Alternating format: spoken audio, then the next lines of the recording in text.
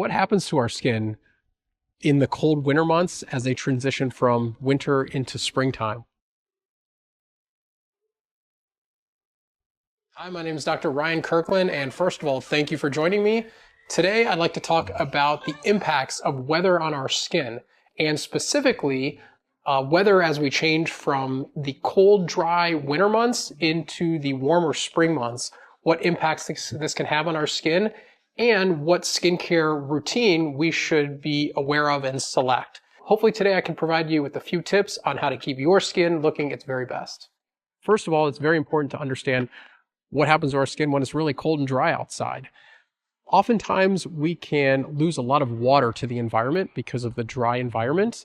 And we also have a protective barrier known as the skin barrier. It's essentially made up of flat skin cells, and in between them we have lipid-like molecules such as free fatty acids, cholesterol, and ceramides, which may sound familiar to you.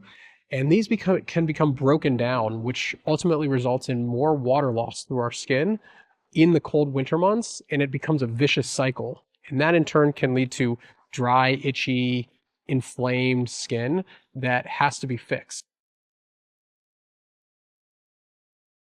The vehicle we select in our skincare regimen is very important as well when dealing with what season we are in. And remember, a vehicle is the base that the ingredients are put in, such as an ointment, lotion, cream, or gel.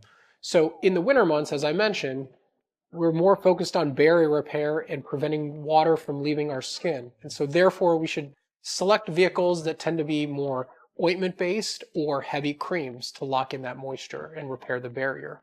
In addition to the vehicle we select, we should also be very aware of what ingredients are in that vehicle, depending upon what season we're in. So we're talking about winter into spring.